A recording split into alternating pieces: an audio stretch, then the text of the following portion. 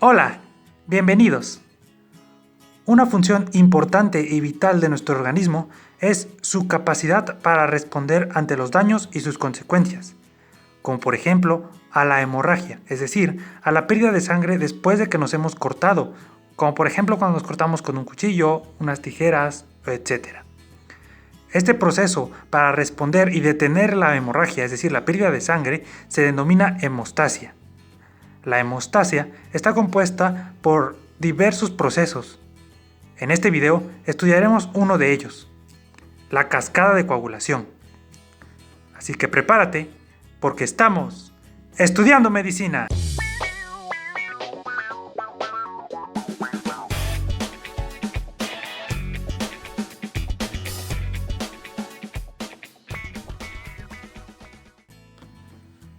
La cascada de coagulación es solo una pequeña pero muy importante parte de todo el proceso de la hemostasia y se encuentra más específicamente en la etapa de hemostasia secundaria. Si quieres entender cómo funciona mejor todo el proceso de la hemostasia, te recomiendo ver nuestro video en el que hablamos acerca de ello. Lo encontrarás en el enlace de aquí arriba. Además, tenemos que la cascada de coagulación es dependiente de calcio, también es dependiente de la vitamina K, dependiente de las células y más específicamente de la superficie celular, es decir, de la membrana celular de las plaquetas, y también veremos que es un proceso de retroalimentación positiva. Todos estos pasos lo explicaremos a lo largo del video. Para comenzar, debemos estudiar que en la cascada de la coagulación participan 12 factores, los cuales están numerados del 1 al 13. Pero esperen, ¿por qué si están enumerados del número 1 al número 13 únicamente hay 12 factores? Pues bien, noten que el factor 6 está ausente. Esto se debe a que los factores fueron enumerados en el orden en que fueron siendo descubiertos. En un principio existía un factor 6. Sin embargo, estudios posteriores demostraron que no se trataba de un factor diferente, sino en realidad de un intermediario entre el factor 5 y el factor 5 activado. Por lo tanto, en la lista actual está ausente el factor 6. No hay un factor 6 que participe en la cascada de la coagulación. Eso nos deja con únicamente 12 factores. Podemos además clasificar a los factores de la coagulación de acuerdo a su naturaleza bioquímica y a la función que desempeñan. Encontramos 7 proenzimas osimógenos, que quiere decir que son proteínas que requieren de ser activadas, modificadas, para que adquieran su capacidad catalítica, es decir, para que cumplan con la función con la que fueron creados. Estos son el factor 2, el factor 7, el factor 9, el factor 10, el factor 11, el factor 12 y el factor 13. Tenemos además 4 procofactores, lo mismo, moléculas que requieren de ser activadas o modificadas para que se transformen en un cofactor funcional. Recuerden que los cofactores cumplen con la importante función de aumentar la eficiencia de una reacción catalítica, es decir, hacerla más rápida y que se realice con un menor gasto de energía. Estos procofactores se les puede clasificar de acuerdo a su naturaleza bioquímica. Tenemos 2 profactores proteicos, el factor 5 y el factor 8, un cofactor lipoproteico y un cofactor iónico, el calcio. Tenemos por último un sustrato, el fibrinógeno. Si bien todos los demás factores de la coagulación en algún momento van a ser sustrato de un factor precedente, el último factor, el último sustrato va a ser el fibrinógeno, ya que la cascada de la coagulación va a tener como objetivo final transformar al fibrinógeno en fibrina para así llevar a cabo el coágulo. Tenemos además 4 factores que dependen de la vitamina K para su síntesis. Veremos más adelante cómo es que la vitamina K participa en la síntesis de estos factores. Esto ocurre en el hígado. Es el ciclo que incluye a la vitamina K para la activación de los factores de la coagulación. Iniciamos por la vitamina K epóxido. La vitamina K epóxido es transformada a vitamina K quinona por una enzima denominada vitamina K oxidorreductasa. Esta misma enzima transforma a la vitamina K quinona en vitamina K hidroxiquinona. A continuación, esta vitamina K hidroxiquinona interacciona con un residuo de ácido glutámico de la proteína del factor de coagulación para añadir un grupo carboxilo y así transformar a este residuo de ácido glutámico en un gamma-carboxiglutamato. Esta reacción está catalizada por la enzima gamma-glutamil carboxilasa. La función de este residuo de gamma-carboxiglutamato es que le permita unirse a través del calcio al factor, unirse a la plaqueta, a la superficie plaquetaria, como veremos más adelante. La vitamina K oxidorreductasa, la enzima que cataliza las dos primeras reacciones de este ciclo, puede ser inhibida por la warfarina, un anticoagulante.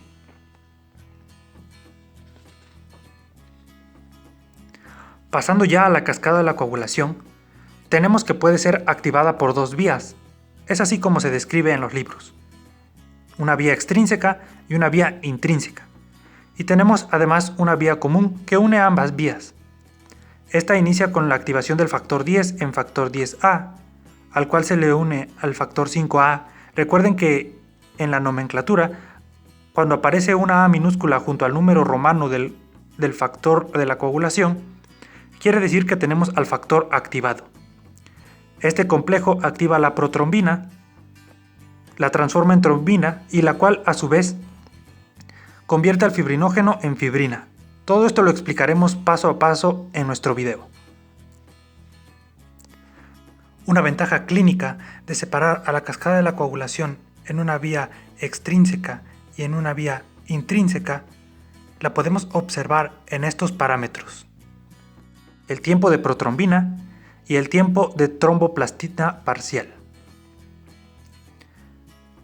Estos dos parámetros nos permiten medir qué tan eficiente o qué tan correcta es la coagulación en un individuo y pueden ser favorables para determinar un diagnóstico en asociación con las observaciones clínicas de los signos y síntomas de un paciente, para así determinar qué enfermedad o qué trastorno está padeciendo nuestro paciente.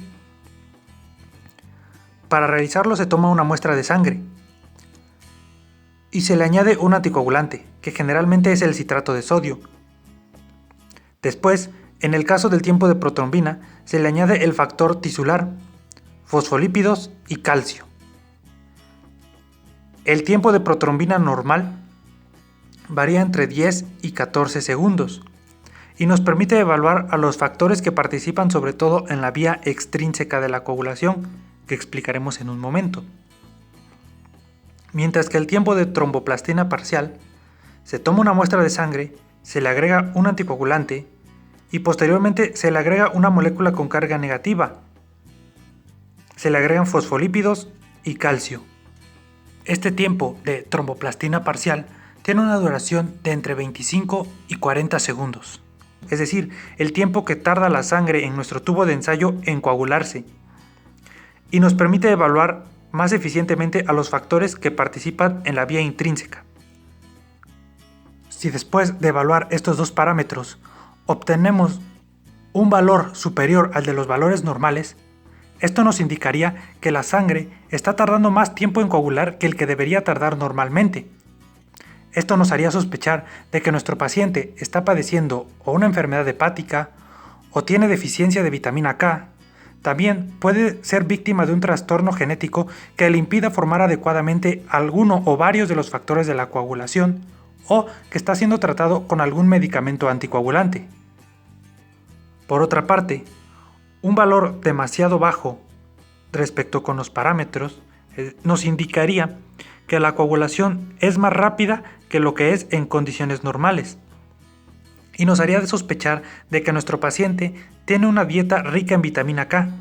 La vitamina K se encuentra en alimentos como el brócoli, el hígado, el té verde, el garbanzo, entre otros. Pero también podría indicarnos que nuestro paciente está siendo tratado con medicamentos que contengan estrógeno, como las píldoras anticonceptivas. Entrando ya en lo que es el proceso de la cascada de la coagulación, Iniciaremos explicando la vía extrínseca. Esta vía extrínseca se activa cuando un vaso sanguíneo es dañado y daña por lo tanto al endotelio, dejando expuesto a las células que se encuentran en el subendotelio, como por ejemplo el músculo liso y los fibroblastos. Estos tipos de células producen una molécula denominada factor tisular. El factor tisular requiere unirse a una superficie que generalmente es a la superficie plaquetaria para activar al factor 7, es decir, transformar al factor 7 en factor 7 activado.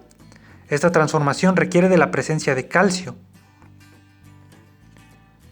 El factor tisular además se une al factor 7 activado de tal forma que aumenta su velocidad hasta 4 veces más que si el factor 7 actuara por sí solo. Este complejo de factor 7 activado y factor tisular catalizan la activación del factor 10 en factor 10 activado, y también lo hacen en presencia de calcio. El calcio cumple con la importante tarea de permitir la unión entre las cargas negativas de los factores, que recuerden son proteínas con carga negativa, y la superficie plaquetaria, que como describimos en nuestro video de hemostasia, también están cargadas negativamente. Ahora, al factor 10 activado se le une el factor 5 activado. Este complejo también se encuentra sobre la superficie plaquetaria y en conjunto catalizan la conversión de protrombina, que también se le denomina factor 2, en trombina o factor 2 activado. Esta reacción también ocurre en presencia de calcio.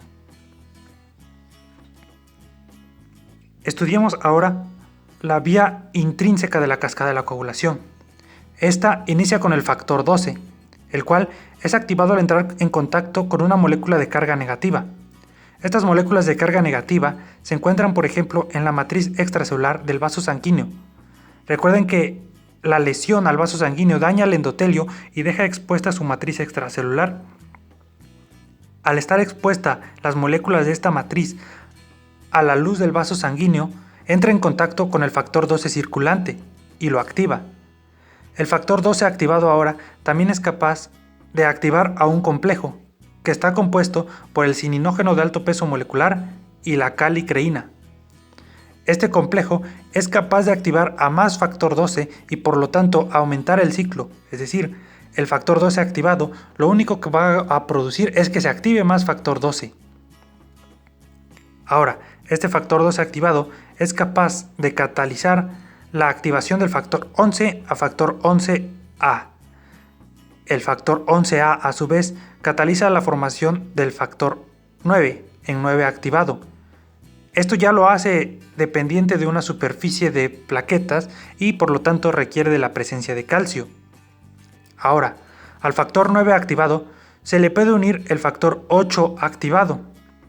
La unión de estos dos factores ya activados aumenta hasta 6 veces la actividad del factor 9 activado por sí solo y hasta 50 veces el complejo formado por el factor 7 activado y el factor tisular de la vía extrínseca que vimos hace un momento. Por lo tanto, la activación y la unión del factor 9 activado y el factor 8 activado hacen muchísimo más eficiente la transformación del factor 10 a factor 10 activado. Ahora pasemos a la vía común de la cascada de la coagulación. Noten que tanto la vía intrínseca como la vía extrínseca llegan a la activación del factor 10. Este factor 10 ahora activado se une al factor 5 activado, que a su vez está adherido a la superficie plaquetaria por medio del calcio. Este complejo cataliza la formación de protrombina o factor 2 en trombina o factor 2 activado.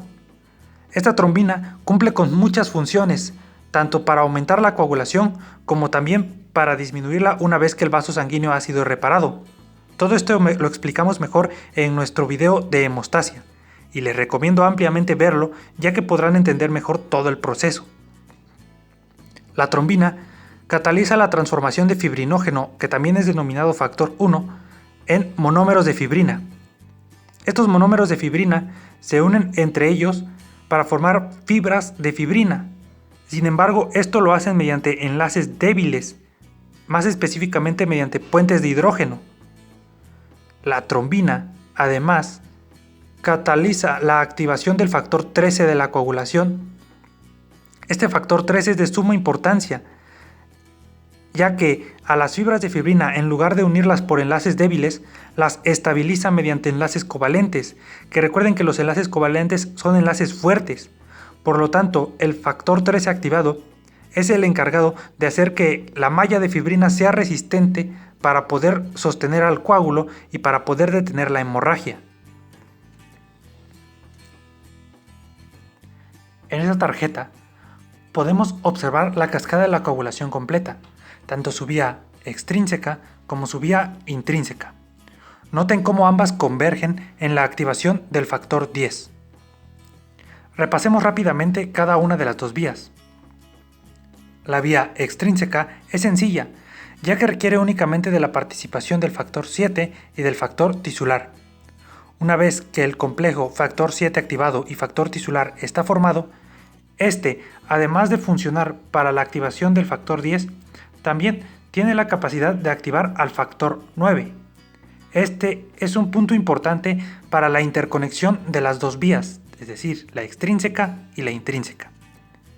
Ahora, respecto a la vía extrínseca, noten que los factores que participan en ella van en una numeración decreciente, es decir, inician con el factor número 12, a continuación el factor número 11, nos saltamos al factor número 10 porque recuerden que se encuentra en el centro de la cascada, así que pasamos del factor número 11 al factor número 9 y por último el factor número 8, 12, 11, 9 y 8, los cuales pueden activar al factor 10. El complejo que se forma por el factor 10 activado y el factor 5 activado lo podemos recordar fácilmente como una quinceañera, porque tenemos al factor 10 y al factor 5 unidos.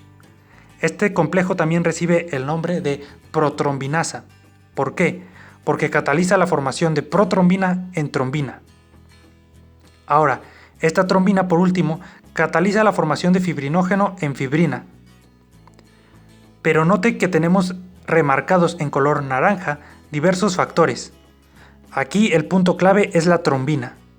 La trombina activa a todos aquellos factores que están remarcados con el mismo color, es decir, al factor 5, al factor 8, al factor 9, al factor 11, al factor 7 y al factor 13. De tal forma que la cascada de la coagulación nos lleva en un primer momento a la formación de trombina y esta trombina activa a los demás factores de tal forma que la cascada de la coagulación no disminuye, es decir, no termina aquí, sino que al contrario, se estimula y aumenta y comienza a producir más factores activados y por lo tanto más trombina, que a su vez activará a nuevos factores y continuará con el ciclo hasta que el vaso sanguíneo haya sido reparado y la hemorragia haya sido contenida. Y por lo tanto, la trombina va a pasar de activar a estos factores de la coagulación a estimular la degradación del coágulo, como explicamos en nuestro video de hemostasia. A partir de esto podemos ver pues que la cascada de la coagulación es un ciclo de retroalimentación positiva. Esto quiere decir que un estímulo que en un primer momento es la pérdida de sangre por la rotura de un vaso, nos lleva a producir una respuesta, que en este caso es la activación de la cascada de coagulación. Recuerden que de esta cascada se produce trombina.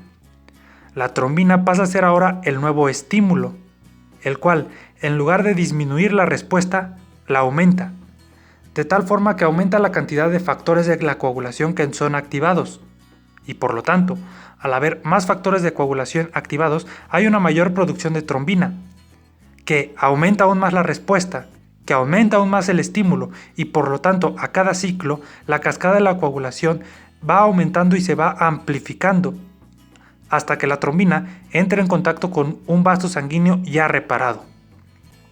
Este proceso de retroalimentación positiva es contrario a algunos otros procesos fisiológicos que se regulan mediante retroalimentación negativa, en las que el estímulo induce una respuesta. esta respuesta regula el estímulo y lo desaparece. Por lo tanto, deja de haber un estímulo que nos produzca la respuesta, y la respuesta también desaparece.